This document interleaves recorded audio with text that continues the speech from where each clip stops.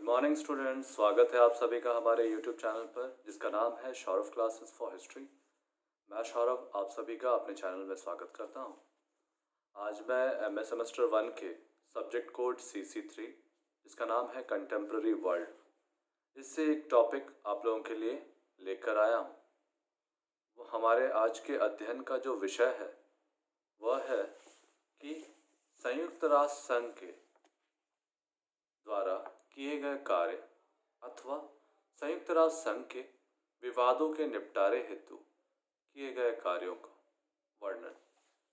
तो हमने पिछले क्लास पे संयुक्त राष्ट्र संघ की स्थापना, उसके उद्देश्य, सिद्धांत और अंगों की चर्चा की थी। आज हम उसे और विस्तृत रूप से जानेंगे कि जब संयुक्त राष्ट्र संघ की स्थापना हुई है उसके पश्चात से आज तक वह किस प्रकार अपने कार्यों को करता आ रहा है। तो चलिए बिना किसी देरी के हम अपने क्लास को प्रारंभ करते हैं। संयुक्त राष्ट्र संघ जिसकी स्थापना 1945 में द्वितीय विश्व युद्ध की समाप्ति के बाद हुई थी, वह 1945 से लेकर वर्तमान समय तक निरंतर कार्यशील है। इसने इतने लंबी अवधि के दौरान अनेक कार्यों का कुशलतापूर्वक निष्पादन भी किया है।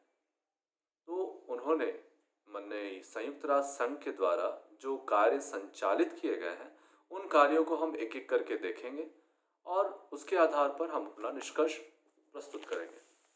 तो चलिए शुरू करते हैं कि संयुक्त राष्ट्र संघ के द्वारा जो विवाद उसके सामने उपस्थित हुए उसमें सबसे पहला विवाद हम ईरान विवाद को देख सकते हैं। संयुक्त राष्ट्र संघ के उपस्थित होने वाला यह पहला महत्वपूर्ण विवाद था ईरान विवाद, जो 19 जनवरी 1946 को ईरान ने सुरक्षा परिषद को यह सूचना दी कि सोवियत फौजें यानी सोवियत संघ उसके अजरबैजान प्रांत में घुसी हुई है और इसे खाली नहीं कर रही है। सुरक्षा परिषद ने इस कार्य का इस विवाद के साथ प्रारंभ होना शुभ नहीं था। फिर भी यह समस्या का हल 21 मई 1946 को सोवियत सेनाओं ने ईरान के हट जाने के साथ सफलतापूर्वक संपन्न हुआ। यह परिषद की सबसे बड़ी सफलता थी। सोवियत संघ द्वारा सेनाएं हटाने के कारण परिषद द्वारा की गई कार्यवाही नहीं थी, किंतु सुरक्षा परिषद में बहस से निर्मित हुआ प्रबल लोकमत अवश्य था। इस प्रकार से ईरान की समस्या समाधान हो गई। दूसरा जो महत्वपूर्ण समस्या थी वह थी यूनान की समस्या। 3 दिसंबर 1946 को यूनान ने संयुक्त राष्ट्र संघ की सुरक्षा परिषद में यह शिकायत की कि उसके उत्तरी सीमांत पर स्थित साम्यवादी राज्य विद्रोही छापामारों को सहयोग दे रहा है और यूनान में गृहयुद्ध कराना चाहता है। इस पर परिषद ने एक जांच कमीशन नियुक्त किया। 1947 में यह प्रश्न महासभा में ले जाया गया। महासभा ने एक समिति की स्थापना की और इसे मौके पर जाकर मामले की जांच करके अपनी रिपोर्ट प्रस्तुत करने का आदेश दिया। इस जांच के आधार पर महासभा ने यूनान को मदद देने का निश्चय किया और यूनान व उसके राज्यों को आपस में समझौता कर लेने का सुझाव दिया। इसी बीच यूगोस्लाविया की नीति बदली और उसने छापामारों को सहायता देना बंद कर दिया। इस तरह से संयुक्त राष्ट्र संघ ने यूनान की समस्या का समाधान किया। अब जो तीसरा महत्वपूर्ण विवाद था वो सीरिया लेबनान से संबंधित था। 4 फरवरी 1946 को सीरिया तथा लेबनान ने अपने प्रदेश में फ्रांसीसी सेनाओं को हटाने के लिए संयुक्त राष्ट्र की सुरक्षा परिषद के समक्ष अपनी मांग रखी। सुरक्षा परिषद ने मतदान के समय फ्रांस और ब्रिटेन से संबद्ध पक्ष होने के कारण वोट न देते हुए यह घोषणा की कि वे अपनी सेनाएं हटा लेंगे और बाद में उन्होंने अपना वचन पूरा किया। इस कार्य में राष्ट्रसंघ को सफलता मिली। इसकी चौथी जो महत्वपूर्ण उपलब्धि मानते हैं वो इंडोनेशिया से संबंधित थी। द्वितीय विश्व युद्ध के पूर्व इंडोनेशिया पर हॉलैंड का अधिकार था। इस युद्ध में उस पर जापान ने अधिकार स्थापित कर लिया। जापान की पराजय के बाद इंडोनेशिया में डॉक्टर शुकर्न के नेतृत्व में वहां की राष्ट्रवादियों में युद्ध छिड़ गया। मामला सुरक्षा परिषद में आया। परिषद द्वारा नियुक्त सद्भाव समिति के प्रयत्नों से अगस्त 1947 में दोनों पक्षों में युद्ध बंद किया गया। स्थायी शांति वार्ता प्रारंभ की गई, लेकिन दिसंबर 1948 में हॉलैंड में इंडोनेशिया के विरुद्ध पुनः युद्ध छेड़ दिया तथा इंडोनेशिया के राष्ट्रपति डॉक्टर सुकर्न एवं अन्य नेताओं को गिरफ्तार कर लिया गया।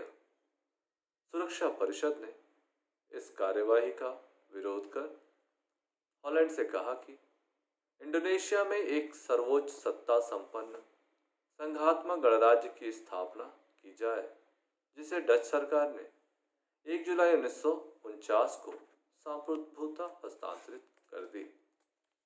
गहन विचार विमर्श और दबाव के बाद हॉलैंड ने इंडोनेशिया की राजधानी से अपनी सेनाएं वापस बुला ली और यह घोषणा की कि 30 दिसंबर 1949 तक इंडोनेशिया गणराज्य को सर्वोच्च सत्ता हस्तांतरित कर दी जाएगी।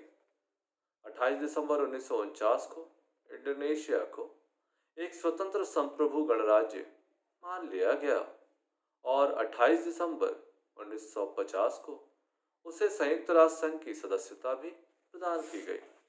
इंडोनेशिया विवाद को हल करने में संयुक्त राष्ट्र संघ की उल्लेखनीय सफलता प्राप्त हुई। अब हम बर्लिन की समस्या देखेंगे, उसके कैसे समाधान किया।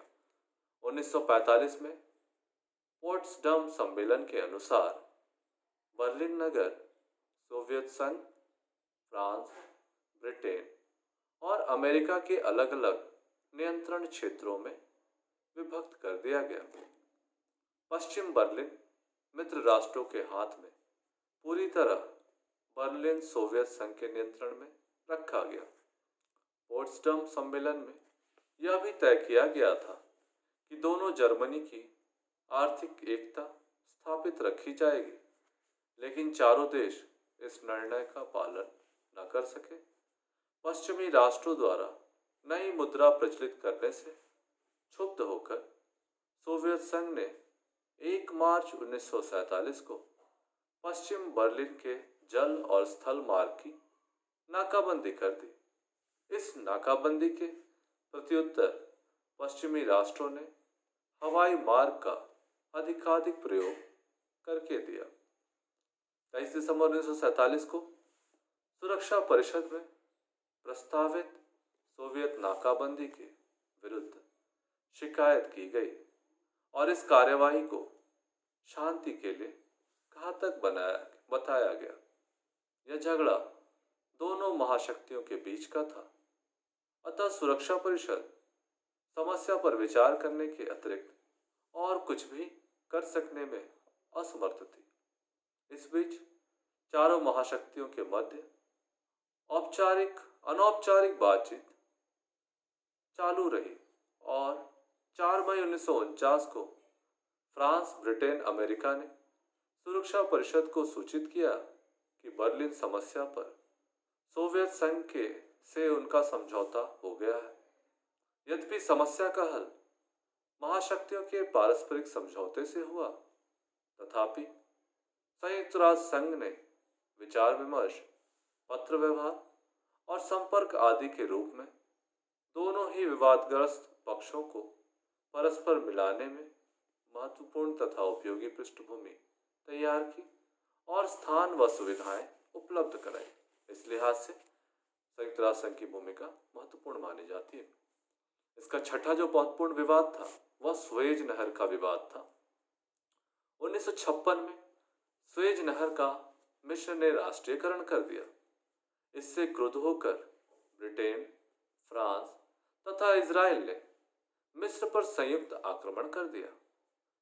संयुक्त राज्य की महासभा के कहने पर ब्रिटेन तथा फ्रांस ने तो अपनी सेनाएं हटा ली, पर इजराइल के विरुद्ध संयुक्त राष्ट्र को यह प्रस्ताव पारित करना पड़ा कि सभी राष्ट्र इजराइल की आर्थिक तथा सैनिक सहायता बंद कर दें।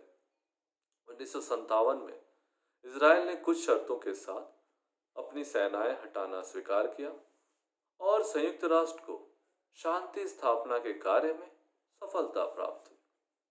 इसके बाद जो बहुत बड़ी समस्या है फिलिस्तीन की, वो समस्या के बारे में देखेंगे, जो हमारा 7वां पॉइंट है।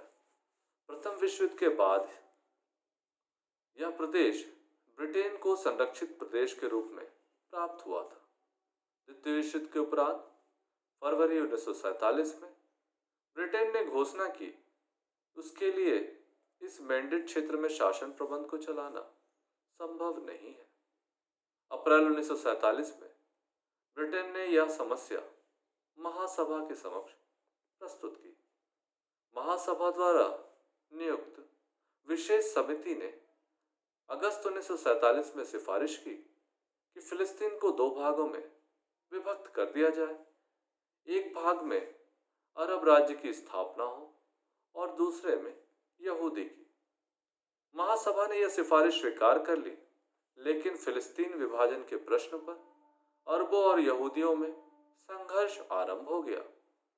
दोनों पक्षों में प्रभावी युद्ध विराम के सभी संयुक्त राष्ट्र संघीय प्रयास विफल हो गए। 14 मई 1948 को ब्रिटेन ने फिलिस्तीन से अपना शासन हटा लिया और यहूदियों ने फिलिस्तीन में इजराइल राज्य की घोषणा कर दी। इस पर इराक, लेबनान, ट्रांसजोर्डन आदि अरब राष्ट्रों ने फिलिस्तीन पर आक्रमण कर दिया। अरब राष्ट्र इजराइल के प्रत्याक्रमण को झेल नहीं सका। 11 जून 1948 को संयुक्त राष्ट्र संघीय प्रतिनिधि बर्नौट के प्रयत्नों के दोनों पक्षों में 4 सप्ताह के लिए युद्ध विराम तो हुआ, किंतु उपद्रव जारी रहा। 17 दिसंबर को बर्नौट की गोली मारकर हत्या कर दी गई। सुरक्षा परिषद ने इसके बाद डॉक्टर रल्फ के बुच को कार्यवाहक मध्यस्थ नियुक्त किया। 29 दिसंबर को तीसरी बार युद्ध विराम हुआ। इसके बाद महासभा ने संयुक्त राष्ट्र समझौता आयोग नियुक्त किया, जिसने अनेक गंभीर प्रश्नों का समाधान किया और इजराइल व पड़ोसी राज्य की सीमाओं संबंधी संधियां संपन्न हुई। यद्यपि संयुक्त राष्ट्र संघ के प्रयासों से फिलिस्तीन के विभाजन की समस्या के समाधान स्वरूप इजराइल और अरब राष्ट्रों में संधियां हो गई, तथापि इस क्षेत्र में अनेक युद्ध लड़े गए।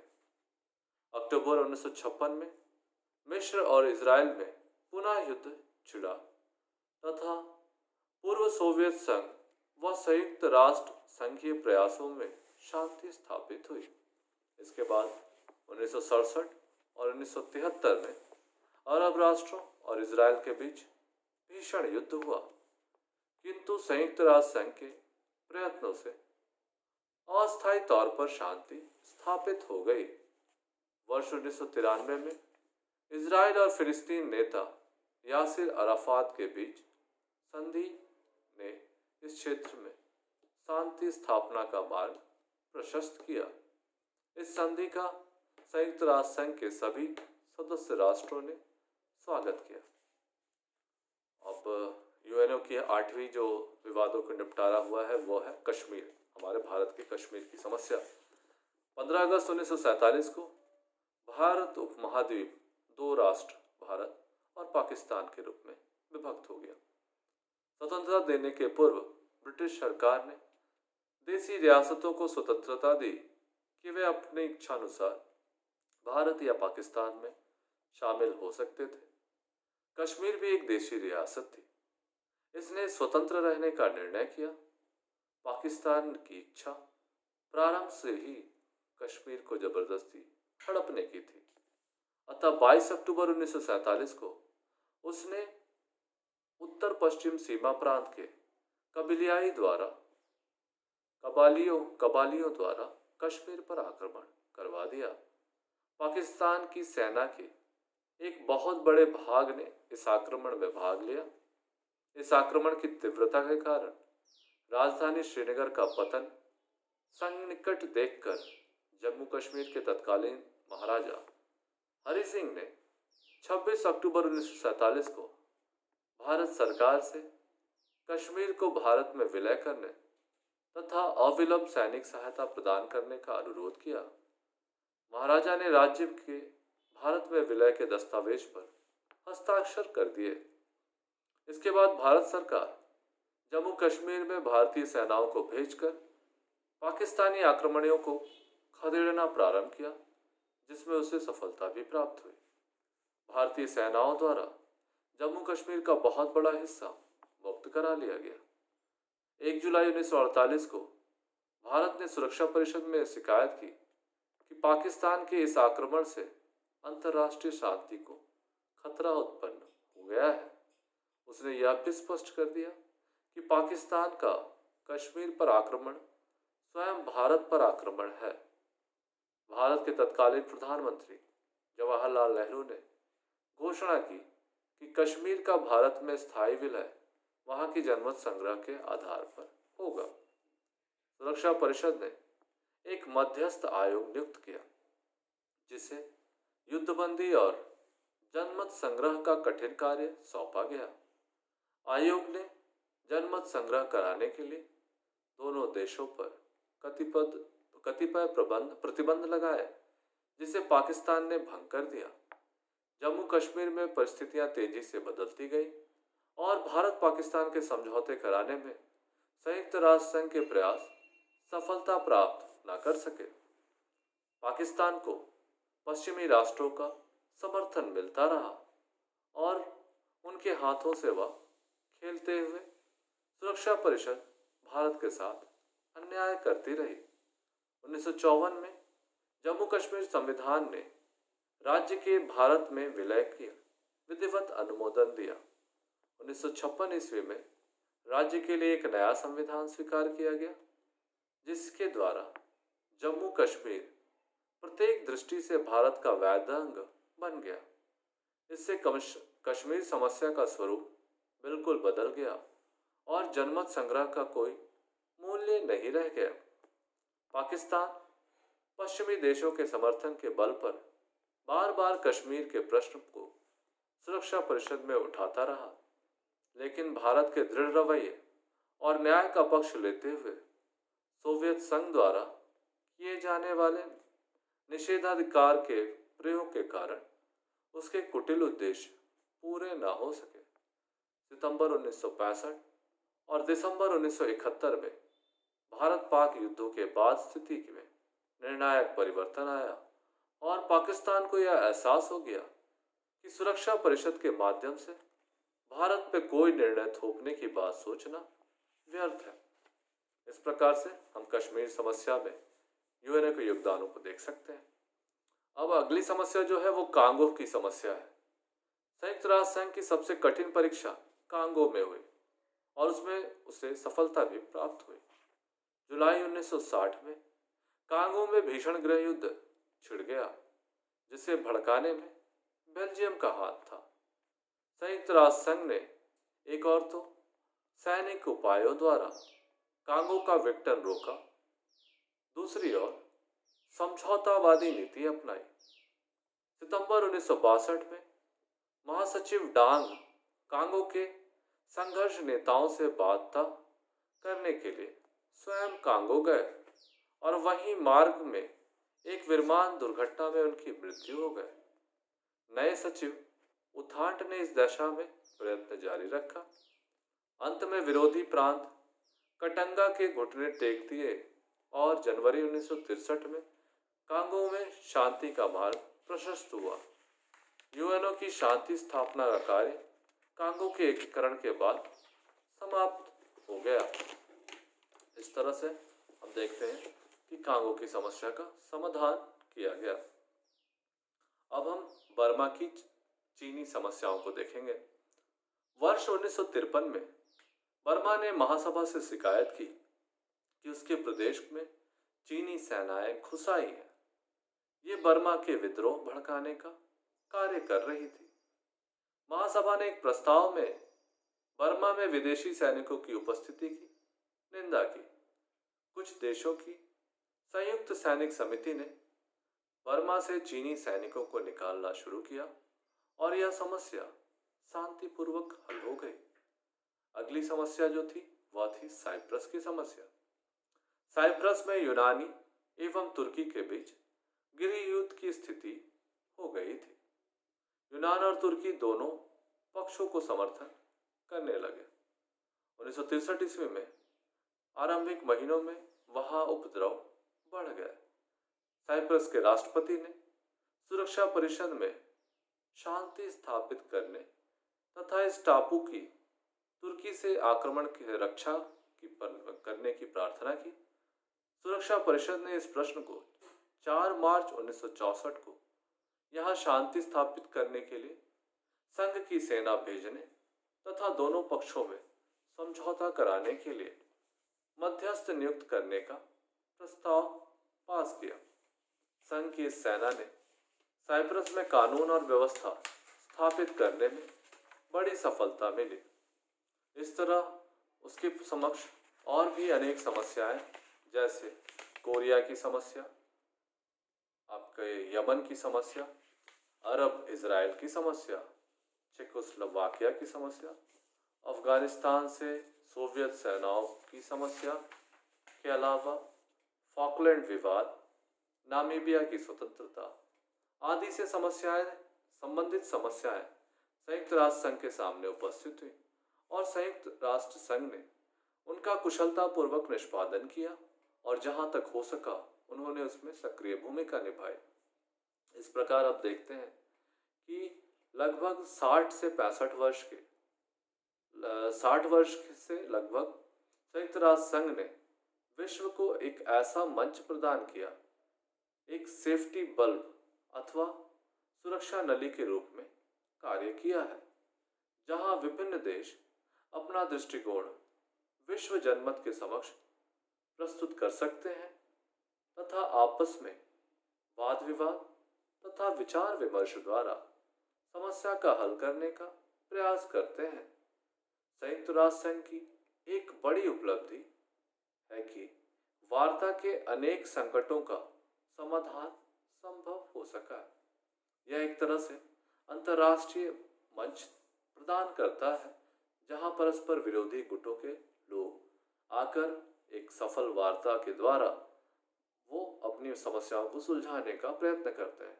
इस प्रकार संयुक्त राष्ट्र संघ के योगदानों को देखने से यह स्पष्ट होता है कि इसने अपनी स्थापना के पश्चात से जो कार्य किए हैं वह अत्यंत ही सराहनीय है और हमें ऐसी आशा करनी चाहिए कि यह अपने कार्यों को इसी तरह से कुशलतापूर्वक भविष्य में भी निभाता रहेगा, ताकि जो विश्व 2 विश्व युद्धों की विभीषिका देख चुका है वो तीसरी विश्व युद्ध की विभीषिका का सामना ना कर सके।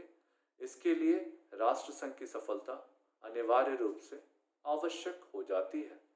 तो हम आज अपनी कक्षा यहीं समाप्त करेंगे। हमें उम्मीद है कि विवादों को निपटारे में संयुक्त राष्ट्र संघ के योगदानों को आप अच्छी तरह से समझ गए होंगे। यदि आपको कोई सवाल हो तो आप हमने सवाल पूछ सकते हैं, हम उनका जवाब अवश्य करेंगे और हम फिर एक नए क्लास के साथ आपके सामने फिर से हाजिर होंगे। तब तक के लिए धन्यवाद।